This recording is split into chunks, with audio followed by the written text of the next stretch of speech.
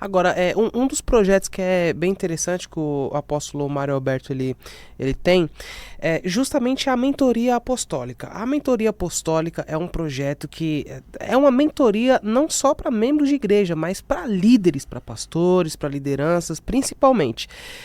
E apóstolo, você como cara que fala com lideranças, né, que direciona pastores, dá mentoria para pastores, como que você enxerga, por exemplo, hoje, algo que a gente vê muito frequentemente no século atual, nas igrejas, que é, por exemplo, o cara chegar na igreja num dia e pouco tempo depois esse cara já virou um apóstolo. Tipo assim, ele pulou uma escada, começou como membro, e do nada esse cara já é o apóstolo, e na maioria das vezes você não sabe nem quem foi que ungiu esse cara. Como que você enxerga isso? Qual a importância que você prega do processo de construção dos cargos eclesiásticos até na mentoria? Bom, primeiro eu vou precisar de 2 minutos para falar sobre isso. Vontade. 10 anos eu preguei contra o apostólico. Eu não aceitava nem que falasse sobre isso nas minhas aulas. Até que eu tive um encontro com Deus sobre isso. Eu estava em casa, em novembro de 2012. O anjo do Senhor apareceu para mim, e aí acredite quem quiser acreditar, e me disse que Deus tinha uma mensagem para mim. Me fez sentar no meu escrivaninha de oração e começou a me falar de várias coisas. E depois ele perguntou: quem você conhece que fez essas coisas? Eu disse: eu fiz. E ele disse: o Senhor mandou te dizer que você é um apóstolo de Jesus Cristo, que ele vai enviar pessoas que vão te reconhecer como apóstolo, e você vai exortar, edificar, ensinar e capacitar essas pessoas. E não se preocupe, e você é um apóstolo de Jesus Cristo. Eu disse amém.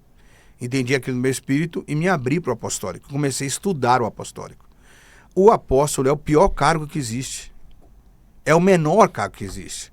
O apóstolo é aquele que arranca toco. É o servidor. Ele é aquele que está disponível. Você sabe, meu nome artístico é Mário Alberto Núntius. Núntius. Núntius é apóstolo em latim. É enviado, mensageiro em latim. Eu já tinha o nome da igreja mensageiro e nem sabia que era apóstolo. É a mesma coisa. O problema é que no Brasil, nós temos no Brasil e no mundo uma crise de identidade do ser. As pessoas querem ser o que não são e querem que os outros a reconheçam dessa forma. Então, apóstolo virou título de presidente de igreja, não título de serviço. Esse é o grande problema. Então, há uma confusão nessa questão de cargos. Na rede de mentoria apostólica, a gente tem muitos outros tipos de pastores. A gente não interfere na doutrina direta de cada igreja, desde que não seja uma heresia. A gente mentoria os pastores. Na Nova Geração, por exemplo, onde você congregou muitos anos, foi um privilégio para mim eu ir ministrar os obreiros daquela igreja para o apóstolo Gil, para a apóstola Carla. Mas isso foi uma coisa rara, não faço em todas as igrejas. Normalmente eu ministro só para os pastores da igreja, eu cuido dos líderes. Sim. Então, eu acho que o apóstolo, ele não é nem um pouquinho mais importante que ninguém. Ele só tem uma responsabilidade: revitalizar as palavras puras e simples de Jesus a todo ser humano. A palavra de Jesus é o suficiente para transformar a vida de qualquer um e bugar a mente de qualquer um. É isso que precisa ser feito. Não é apóstolo para dar doutrina à igreja, no sentido de que roupa vai usar, que roupa não vai usar, se usa tatuagem, se não usa tatuagem, se corta o cabelo, se não corta o cabelo, nada disso. Apóstolo é para pregar aquilo que Jesus pregou. Só isso, mais nada. Revitalizar os fundamentos da fé. Agora vamos de mais uma polêmica. A mulher pode ser pastora? A mulher pode ser o que ela quiser na igreja. A Bíblia não proíbe mulher ser nada. No Velho Testamento, na cultura judaica, havia muitas restrições. No Novo Testamento, a primeira apóstola da Bíblia foi a que recebeu a primeira missão de Jesus ressuscitado. Quando Jesus está ressuscitado, uma mulher o recebe na porta do sepulcro. A Maria o vê e ele diz: vai e diz aos meus filhos que eu estou indo. Aquela foi a primeira missão, a primeira mensageira, a primeira apóstola. Nós estamos fazendo um trabalho esse ano na nossa escola online, que foi um incentivo do Marco Feliciano fazê-la, chama Academia de Discípulos. Eu criei um curso chamado Jornada 2025, Jornada da Liderança. Nesse curso eu falo durante todo o ano sobre as características das escolhas de Jesus sobre os discípulos e as pessoas que o cercavam, que fizeram com que o evangelho chegasse até onde chegou hoje, que é a mensagem de coaching mais poderosa de todos os tempos, porque ninguém nunca conseguiu apagar nem a sua memória, nem o que ele disse, porque ele escolheu essa forma. Então estamos estudando isso minuciosamente. E uma das questões aí é que os discípulos não eram apóstolos, eram discípulos. Eles se tornaram apóstolos depois que Jesus enviou para representar no definitivo. Enquanto Jesus estava aqui, eram só discípulos. Eles só aprendiam, como todos eram discípulos. Mas eles foram enviados como apóstolos depois, como todos que receberam a palavra do ID, que estavam naquele momento da sua ascensão, mais de 120 pessoas.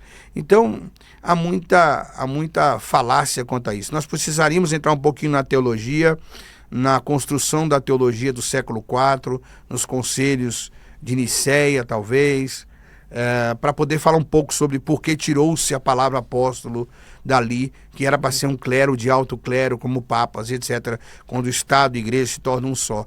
Mas nunca foi antibíblico. Nunca foi. Então nem ser apóstolo e nem a mulher exercer o ministério. Então a mulher, ela pode ser pastora. Pode mesmo ser pastora, diante da Bíblia. Pode ser pastora. A mulher pode ser apóstola, pode ser o que ela quiser na igreja. Ela é o corpo de Cristo. E o corpo de Cristo é um corpo único. Tem muitos outros textos que eu poderia usar, que eu acho que não é o momento para isso, mas tem muitas outras passagens bíblicas que permitem a mulher. O próprio apóstolo Paulo chama a mulher de profetisa, depois manda a mensagem para uma apóstola na Bíblia, enviando ela. Então, assim, tem muitas outras expressões. O que é importante nessa história, André, é o papel desse apóstolo, dessa apóstola. Como o apóstolo, o profeta, o pastor, evangelista e mestre não é uma posição de domínio, é uma posição de serviço, ela encaixa perfeitamente da mulher. A mulher não pode governar. É isso que a Bíblia condena. A Bíblia condena a mulher a exercer o domínio sobre os homens. Então as pessoas confundem. Por quê? Porque elas usam o cargo como um domínio para dominar outras pessoas.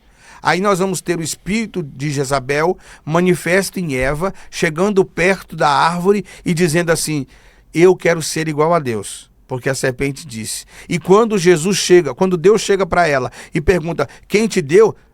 Foi o Senhor que falou. Foi o Senhor que disse. Foi a serpente que o Senhor pôs no deserto. A culpa é sua, não é minha. A culpa foi do Senhor. Se o Senhor tivesse posto a serpente, não teria problema. Então, a mulher não é feita para esse confronto. O homem é feito para esse confronto. A estrutura do homem bíblica é de um homem ser o governo. Ah, mas existem mulheres que o homem não tem o chamado igual a mulher. Ele é o suporte, não tem problema algum. Mas ela não pode ser domínio sobre ele. Tem uma pregadora que eu gosto muito, a Camila. Acho que é Camila alguma coisa, não sei o sobrenome dela. Muito famosa. E ela fala muito sobre o marido dela. E você não vê o marido dela em lugar nenhum. Mas ela respeita. Tem uma cantora evangélica que eu sou fã. Se tem alguma que eu levantaria uma bandeirinha de fã assim na rua e me emocionaria de vê-la de novo, que eu conheci muito nova, é a Fernanda Brum. E ela não vive passando por cima do marido dela. Então, é o papel que os cargos na igreja dão. Tem gente que é na igreja alguma coisa porque Deus o chamou para ser. Mas tem gente que fracassou em tudo na vida, chega na igreja, é o único lugar que ela pode cantar, é o único lugar que ela pode mandar, é o único lugar que ela pode ser alguma coisa. E ela não precisa estudar para isso. Ela não precisa aprender para isso, ela não precisa orar para isso, ela só precisa ser alguém que saiba manipular o seu caminho para chegar até lá. Ela só precisa ser religiosa. A maioria dos cargos que nós vemos hoje nas igrejas são frutos de religião, não fruto de vocação de Deus, de chamado. Ou o próprio fruto do servir, né, também. Religião. Se eu chego em todos os cursos no horário, se eu ajudo a limpar a igreja, se eu faço isso, o pastor olha para mim com bons olhos, vai me promover. Então, isso não pode acontecer. Porque senão, a mulher adivinha que gritava para Paulo: homem de Deus, homem de Deus, homem de Deus, devia ser apóstolo no lugar de Paulo, não Paulo no lugar dela.